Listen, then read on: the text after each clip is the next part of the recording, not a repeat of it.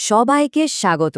আজকের এই আলোচনায় আমরা আমাদের পৃথিবীর এক বড়সড় সমস্যা বিশ্ব উষ্ণায়ন বা গ্লোবাল ওয়ার্মিংয়ের পেছনের বিজ্ঞানটা বোঝার চেষ্টা করব।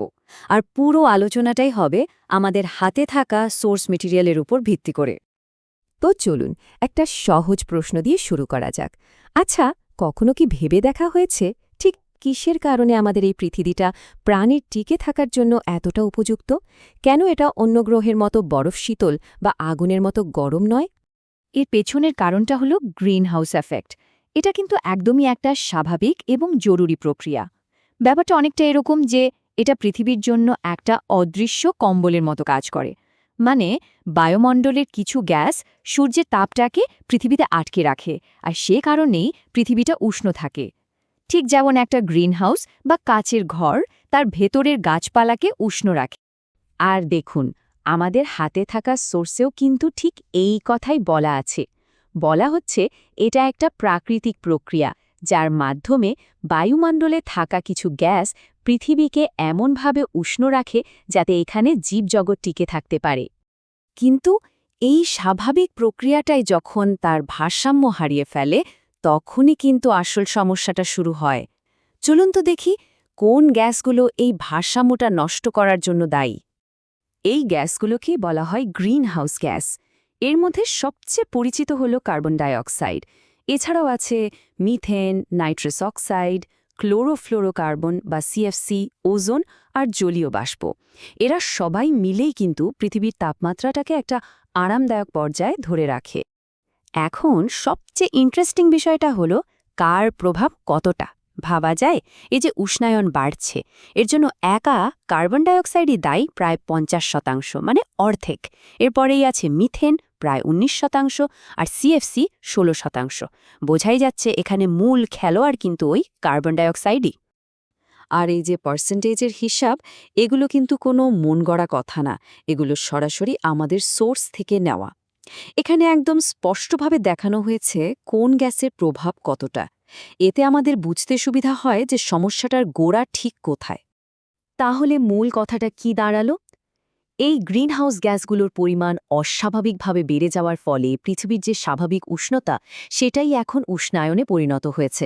আর এটা দিন দিন বেড়েই চলেছে। এর প্রভাব কতটা মারাত্মক হতে পারে? বিজ্ঞানীরা বলছেন এই শতাব্দীর শেষে পৃথিবীর গড় তাপমাত্রা 2 থেকে 4 ডিগ্রি সেলসিয়াস পর্যন্ত বেড়ে যেতে পারে। হয়তো সংখ্যাটা শুনতে খুব বেশি মনে হচ্ছে না, তাই না? কিন্তু আমাদের এই গ্রহের জন্য এর পরিণাম হতে পারে ভয়াবহ। এটাকে একটা চেইন রিঅ্যাকশনের মতো ভাবতে পারেন। একটার সাথে আর একটা জুড়ে আছে। যেমন তাপমাত্রা বাড়লে মেরু অঞ্চলের বরফ গলতে শুরু করবে। সেই বরফ গলা পানি সমুদ্রে মিশে তার জলস্তর বাড়িয়ে দেবে। আর তার ফলে বাংলাদেশ সহ বিশ্বের বহু নিচু উপকূলীয় অঞ্চল জলের তলায় চলে যাবে। এখানেই শেষ নয়, আবহাওয়ার পরিবর্তনে ফসলের উৎপাদন কমে যাবে, আর বহু গাছপালা ও জীবজন্তু বিলুপ্তির পথে চলে যাবে। কিন্তু প্রশ্ন হল, এত অতিরিক্ত গ্রিনহাউস গ্যাস আসছে কোত্থেকে? এই আগুনের জ্বালানিটা আসলে কি?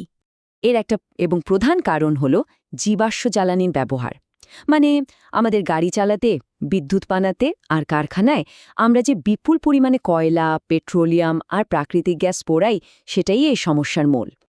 এখন প্রশ্ন উঠতে পারে, আমরা কেন এই জীবাশ্ম জ্বালানির ওপর এতটা নির্ভরশীল? এর কারণটা কিন্তু লুকিয়ে আছে এদের ভেতরেই। আমাদের সোর্সে বিভিন্ন জ্বালানির তাপনমূল্য বা ক্যালোরিফিক ভ্যালুর একটা তালিকা দেওয়া আছে। মানে কোন জ্বালানি থেকে কি পরিমাণ শক্তি পাওয়া যায় তার একটা হিসাব। এই তালিকাটা দেখলেই বোঝা যায় কয়লা বা পেট্রোলের থেকে হাইড্রোজেন গ্যাসের শক্তি অনেক বেশি, প্রায় 1.5 লক্ষ কিলোজুল প্রতি কেজিতে। কিন্তু কয়লা, পেট্রোল এগুলো খুব সহজলভ্য আর ব্যবহার করাও সুবিধাজনক। তাই আমরা এগুলোই সবচেয়ে বেশি ব্যবহার করে এসেছি। আর এই সহজলভ্যতাই এখন পরিবেশের জন্য কাল হয়ে দাঁড়িয়েছে। তাহলে কি কোনো সমাধান নেই? সবকিছু কি শেষ? না, উপায় অবশ্যই আছে। চলুন এবার দেখা যাক এই ভারসাম্যহীন অবস্থা থেকে বেরিয়ে আসার পথ কি হতে পারে। এখানে দেখুন, আমাদের সামনে দুটো রাস্তা খোলা আছে। একদিকে জীবাশ্ম জ্বালানির পথ, যা সীমিত, যা তৈরি হতে লক্ষ লক্ষ বছর সময় লাগে আর যা পরিবেশের বিশাল ক্ষতি করে। আর অন্যদিকে আছে একটা সবুজ ভবিষ্যতের পথ, যেখানে আমরা সৌরশক্তি বা বায়ুর মতো পুনরুজ্জীকরণযোগ্য শক্তি ব্যবহার করব, বনভূমি রক্ষা করব, নতুন গাছ লাগাবো আর ক্ষতিকারক জিনিসের ব্যবহার বন্ধ করব।